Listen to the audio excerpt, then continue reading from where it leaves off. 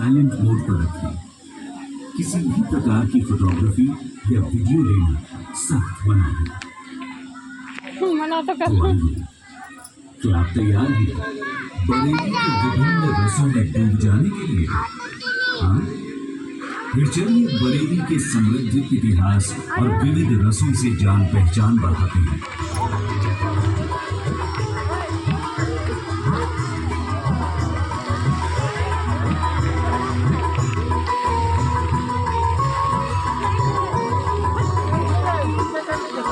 PU यहाँ खड़ी, PU यहाँ खड़ी हुई, यहाँ इधर आओ, इधर आओ, पीयू इधर, इस पे चढ़ो।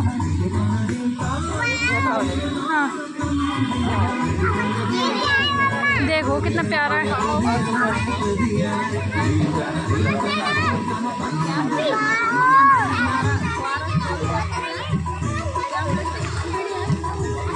कितना प्यारा है।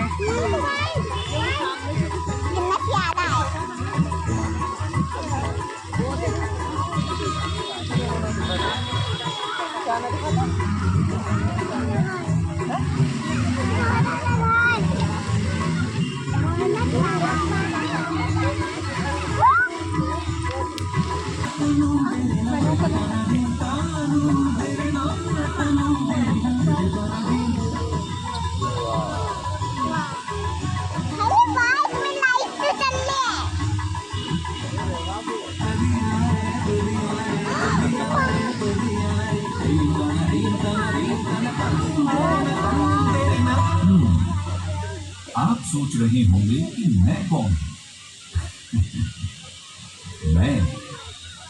मैं बरेली का इतिहास हूँ, उसका आज और कल।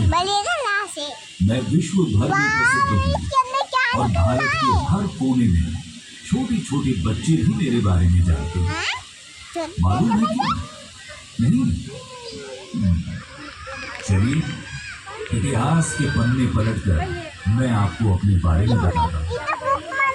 समय के कहर के खिलाफ दृढ़ खड़ा है अहि क्षेत्र। महाभारत में इसे उत्तर पांचाल की प्राचीन राजधानी कहा। आपने सही सुना, यहीं पर द्रौपदी का जन्म हुआ था। अग्नि की लपटों ने इस महाकाव्य नायिका को प्रकट किया, जिसकी कहानियां आज भी सुनाई जाती है।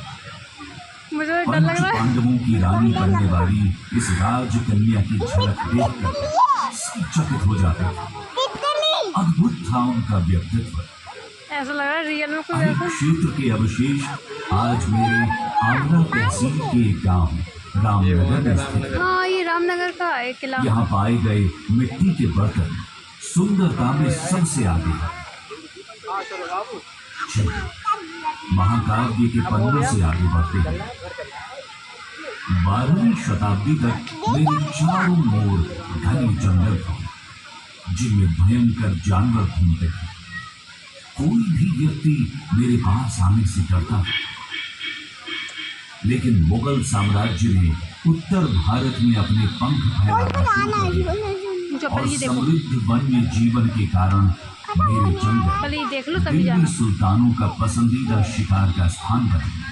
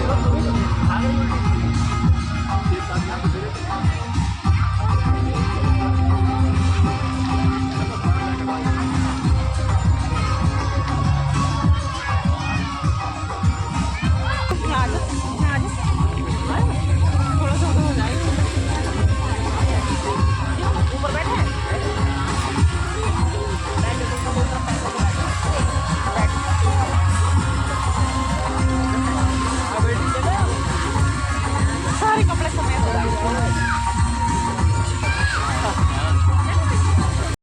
कथाओं के अनुसार ये माना जाता है कि बरेली की स्थापना 16वीं शताब्दी में कटेरिया सरदार जगत सिंह ने की थी, जिन्होंने यहाँ जगतपुर नामक गांव बसाया।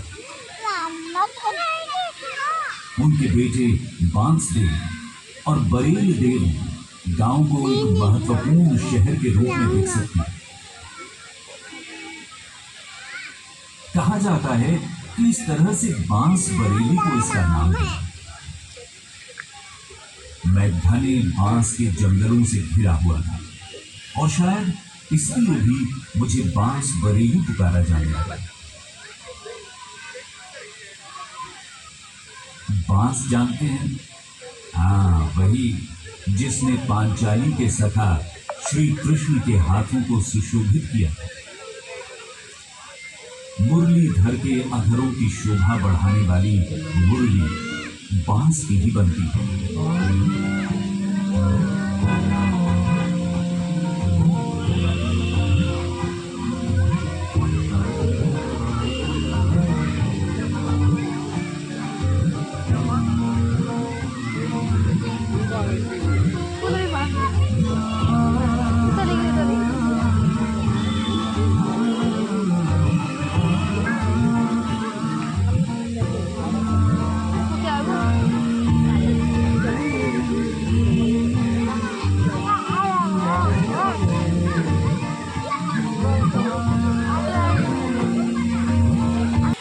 कथाएं कुछ भी कहें, वास्तव में आधुनिक बरेली के निर्माता मकरंद राय थे। सम्राट औरंगजेब की मृत्यु के साथ दिल्ली सल्तनत की सत्ता खत्म हो रही थी।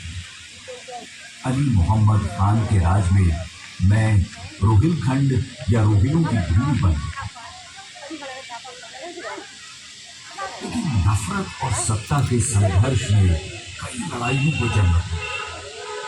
लगातार युद्ध और विभत्स रक्तपात से उभरी घृणा ने मेरे दिल को बहुत दुख दिया।